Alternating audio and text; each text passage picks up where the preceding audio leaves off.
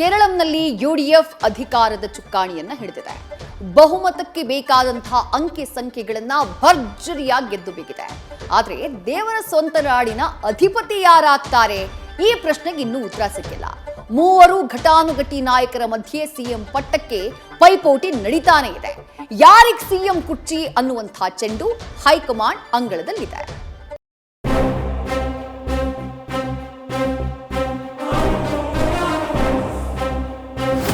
ಪಂಚರಾಜ್ಯಗಳಲ್ಲಿ ಕಾಂಗ್ರೆಸ್ ಗೆದ್ದಿರೋದು ಕೇರಳಂ ರಾಜ್ಯವನ್ನಷ್ಟೇ.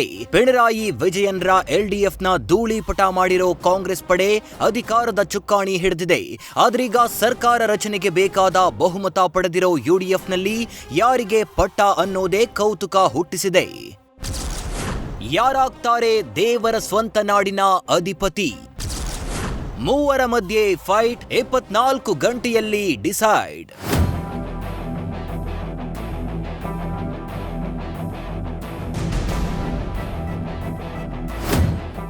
ಕೇರಳಂನಲ್ಲಿ ಮುಖ್ಯಮಂತ್ರಿ ಆಯ್ಕೆಯೇ ಕಾಂಗ್ರೆಸ್ಗೆ ದೊಡ್ಡ ತಲೆನೋವಾಗಿ ಪರಿಣಮಿಸಿದೆ.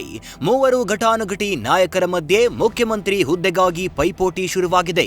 ಮೂವರಲ್ಲಿ ಯಾರು ಹಿತವರು ಅಂತ ಕಾಂಗ್ರೆಸ್ ಹೈಕಮಾಂಡ್ ನಾಯಕರು ಅಳೆದು ತೂಗಿ ಒಂದು ನಿರ್ಧಾರಕ್ಕೆ ಬರಲು ಮುಂದಾಗಿದ್ದಾರೆ. ಸಿಎಂ ರೇಸ್ನಲ್ಲಿರೋ ನಾಯಕರನ್ನ ಡೆಲ್ಲಿಗೆ ಬರುವಂತೆ ಬುಲಾವ್ ಕೊಟ್ಟಿದ್ದಾರೆ.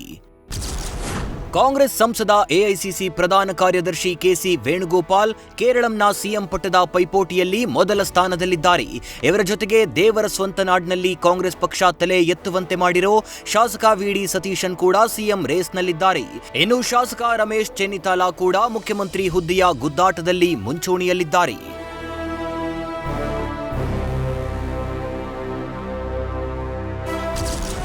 ಕೇರಳಂ ಸಿಎಂ ಆಕಾಂಕ್ಷಿಗಳಿಗೆ ದೆಹಲಿಗೆ ಬುಲಾವ್.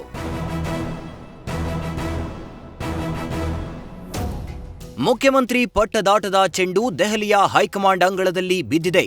ಕುರ್ಚಿ ಕದನದಲ್ಲಿ ಮುಂಚೂಣಿಯಲ್ಲಿರೋ ಮೂವರು ನಾಯಕರಿಗೆ ದೆಹಲಿಗೆ ಬರುವಂತೆ ಹೈಕಮಾಂಡ್ ಬುಲಾವ್ ಕೊಟ್ಟಿದೆ. ಕೇರಳಂ ಸಿಎಂ ಆಯ್ಕೆಗೆ ಈಗಾಗಲೇ ಶಾಸಕರ ಅಭಿಪ್ರಾಯವನ್ನ ಸಂಗ್ರಹ ಮಾಡಲಾಗಿದೆ. ಅದರಂತೆ ಎಐಸಿಸಿ ಅಧ್ಯಕ್ಷ ಮಲ್ಲಿಕಾರ್ಜುನ್ ಖರ್ಗೆಗೆ ಕಾಂಗ್ರೆಸ್ ವೀಕ್ಷಕರು ವರದಿಯನ್ನ ಸಲ್ಲಿಸಿದ್ದಾರೆ. ಹೀಗಾಗಿ ಅಂತಿಮವಾಗಿ ಸಿಎಂ ಯಾರು ಎಂಬ ನಿರ್ಧಾರ ಕೈಗೊಳ್ಳುವ ಮುನ್ನ ಸಿಎಂ ರೇಸ್ನಲ್ಲಿರೋ ಮೂವರು ನಾಯಕರ ಜೊತೆ ಚರ್ಚೆ ನಡೆಯಲಿದೆ. ಸಿಎಂ ಆಕಾಂಕ್ಷಿಗಳ ಜೊತೆ ಖರ್ಗೆ ಮಾತುಕತೆ ನಡೆಸಲಿದ್ದಾರೆ. ಈ ಚರ್ಚೆಯ ಬಳಿಕ ರಾಹುಲ್ ಗಾಂಧಿ ಸಮ್ಮುಖದಲ್ಲಿ ಸಿಎಂ ಆಯ್ಕೆಯಾಗಲಿದೆ.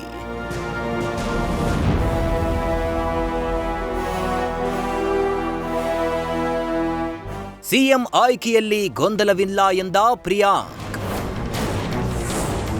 ಮುಂದಿನ 24 ಗಂಟೆಯಲ್ಲಿ ಕೇರಳಂ ಸಿಎಂ ಆಯ್ಕೆ ಕಸರತ್ತು ಕ್ಲೈಮ್ಯಾಕ್ಸ್ ಹಂತ ತಲುಪಲಿದೆ. ಈ ಮಧ್ಯೆ ಸಿಎಂ ಆಯ್ಕೆಯಲ್ಲಿ ಯಾವುದೇ ಗೊಂದಲವಿಲ್ಲ ಅಂತ ಕರ್ನಾಟಕ ಸಚಿವ ಪ್ರಿಯಾಂಕ್ ಖರ್ಗೆ ಹೇಳಿದ್ದಾರೆ. ಕಗ್ಗಂಟೆ ಆಗ್ರಿ 2 ದಿನ ಆಗಿದೆ ಎಲೆಕ್ಷನ್ ಆಗಿ. 3 ಜನ ಇರ್ಬೋದು, 100 ಜನ ಇದು ಕಗ್ಗಂಟೆಯಲ್ಲಿದೆ. ಎಲ್ಲರೂ ಒಂದು ಲೈನ್ ರೆಸಲ್ಯೂಷನ್ ಮಾಡಿ ಕಳಿಸಿದಾರ ಸರ್. ಏನಂತ ಹೈಕಮಾಂಡ್ ಏನು ಹೇಳುತ್ತೆ ಅದು ಒಪ್ತೀವಿ ಅಂತ. ಅದು ಲೈನ್ ಕಳಿಸಿರ್ಲಿಲ್ಲ ಅಂದರೆ ನೀವು ಕಗ್ಗಂಟ ಅನ್ಬೋದಾಗಿದೆ. ಕೇರಳಂನ ಅಧಿಪತಿ ಯಾರಾಗ್ತಾರೆ ಎಂಬ ಕೌತುಕ ಮನೆ ಮಾಡಿದೆ.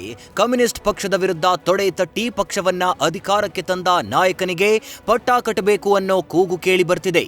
ಇಷ್ಟೆಲ್ಲ ಜಿದ್ದಿನ ಮಧ್ಯೆ ಯಾರಿಗೆ ಪಟ್ಟ ಅನ್ನೋದಕ್ಕೆ ಕೆಲ ಗಂಟೆಗಳಷ್ಟೇ ಬಾಕಿ ಉಳಿದಿದೆ. News first bureau.